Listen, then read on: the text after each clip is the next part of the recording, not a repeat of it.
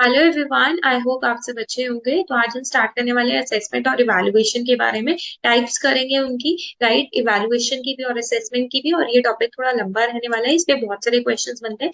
तो हम individual differences last video में कर चुके हैं। आज का हमारा टॉपिक है ये assessment for learning and we are including it with evaluation. Evaluation को भी हम इसके अंदर कवर अप करने वाले हैं, राइट। तो आपका ये पूरा टॉपिक सीसीई ऑलरेडी हो चुका है, वो आप चैनल पे जाके देख सकते हैं, राइट। सो स्टार्ट करते हैं असेसमेंट से। देखिए असेसमेंट क्या होती है। असेसमेंट के अंदर ना आप ये देखिए कि it is a state of condition by observation and measurement. आप समझ रहे हैं कि आप किसी को ऑब्जर्व करोगे और फिर उसके बारे में आंकोगे, मूल्यांकन करोगे, that is your assessment. But evaluation ऐसा नहीं है, राइट। इवैल्यूएशन में आप क्या कर रहे हो, आप किसी को जज कर रहे हो, राइट।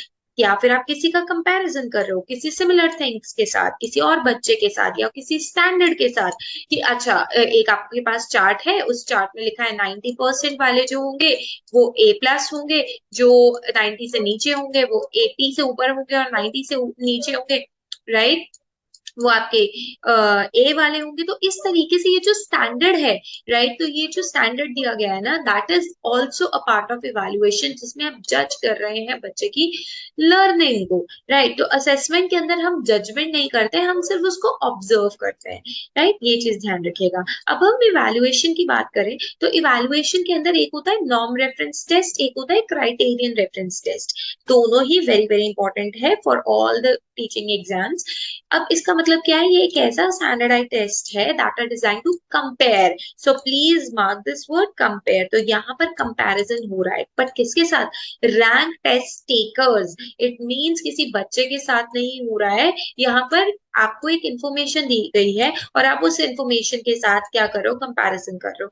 या आप किसी के बच्चे के साथ भी कर सकते हो, for average student which is determined by comparing scores. But basically क्या हो रहा है, यहाँ पर आप एक बच्चे के मार्क्स दूसरे बच्चे के साथ कंपेयर कर ही रहे हो, और ये एक तरीके का स्टैंडर्डाइज टेस्ट है, राइट। और इसे हम बोलते हैं norm reference test. Criterion reference test में क्या रहेगा ना, आपने एक क्राइटेरिया मेजर कर लिया कि ओके 7 मार्क्स आएंगे जिसके 10 में से, उसको वो तो रहेगा आपका मेरिटोरियस स्टूडेंट, और जो 7 से नीचे होंगे उनको अभी और मेहनत करने की जरूरत है। तो वो जो क्राइटेरिया, एक प्री डिटरमाइंड क्राइटेरिया आपने जो फिक्स कर लिया है, that is criterion reference test. इसमें भी बच्चे की लर्निंग को हम इवेल्युएट कर रहे हैं, right. So these are your evaluation method. अब बात करते हैं फॉर्मेटिव असेसमेंट को। इसको भी डिटेल में करेंगे क्योंकि बहुत सारी चीजें पूछ ली जाती हैं पेपर में, राइट। तो फॉर्मेटिव असेसमेंट में हम क्या करते हैं, बेसिकली एक ऐसा असेसमेंट है जिसमें बच्चे की लर्निंग कितनी हुई है उससे टीचर को एक आइडिया मिल जाता है, कितना इफेक्टिव टीचर ने पढ़ाया है। वो कैसे कर सकती है, वो फ्रीक्वेंट टेस्ट ले सकती है,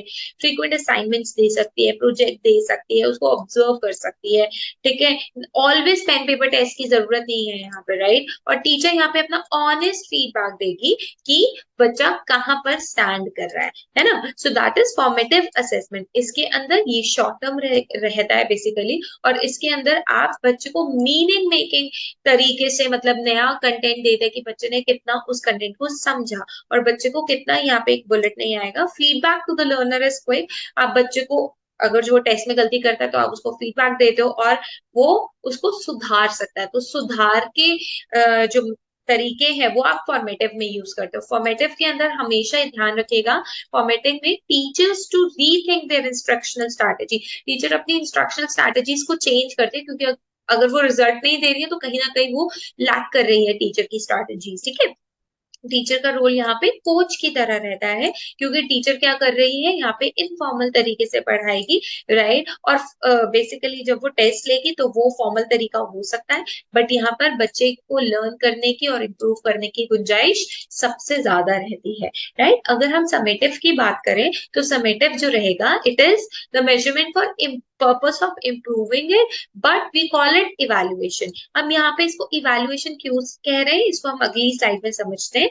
देखिए समेटिव के अंदर बेसिकली असेसमेंट एक लिमिटेड असेसमेंट है। यहाँ पे बच्चा को हम रीअसेस नहीं कर सकते हैं। मान लीजिए जो आपके एंड में एग्जाम होता है फाइनल टर्म, तो अगर फाइनल टर्म में 7th क्लास में है बच्चा और वो आगे 8th में चला जाता है, तो उसने 7th में जितने मार्क्स लिए उसमें इंप्रूवमेंट तो हुई नहीं ना फाइनल एग्जाम्स में, क्योंकि अब तो आपने उसको 8th में भेज दिया, तो आप उसको रीअसेस नहीं कर सकते। बट जब पूरे साल जो आप असेसमेंट्स लेंगे बच्चे के इंप्रूवमेंट के लिए, लर्निंग्स के लिए, डेवलपमेंट के लिए, वो क्या रहेंगे, आपकी फॉर्मेटिव असेसमेंट रहेंगे। अब समेटिव के अंदर this takes place at the large period of learning और टर्म के एंड में होगा। और ये जो रिजल्ट है ये टीचर्स यूज करती हैं बच्चे की स्ट्रेंथ और वीकनेस देखने के लिए कि बच्चे ने कौन से सब्जेक्ट में अच्छा स्कोर किया, या पूरे साल उसने जो एग्जाम्स हुए राइट, उसके बेसिस पे एंड में वो जो रिफ्लेक्शन रिपोर्ट कार्ड में डालते हैं, that is your summative assessment के अंदर वो सारा कंसिडर होगा।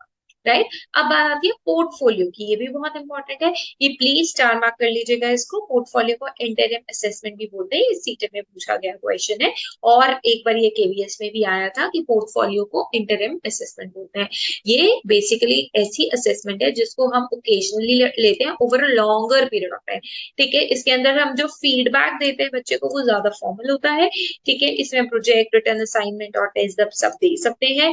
लर्नर को अपॉर्चुनिटी मिलती है कि वो दोबारा से रीडेमोन्स्ट्रेट करे, और बाद में उसको when the feedback has understood, जब उसको समझ में आ जाता है अच्छा ये मेरी गलती है, और फिर वो दोबारा से उस चीज को सामने दिखाता है और अपनी गलतियों में इम्प्रूवमेंट लेकर आता है। राइट, और उन गलतियों को बिल्कुल ही ना के बराबर उसकी गलतियां रह जाती हैं, या फिर बिल्कुल असेसमेंट कराते हुए या उसमें बिल्कुल ही चेंज आ जाता है, positive change, that is the portfolio. अब पोर्टफोलियो के अंदर हम क्या करते हैं, ये एक टीचर को हेल्प करता है कि बच्चे की जो लर्निंग गैप है उसको समझ सके। ठीक है, teacher should address these gap, teacher को फटाफट से इन गैप्स को समझना पड़ेगा राइट, बिफोर मूविंग ऑन और incorporating solution into upcoming instruction.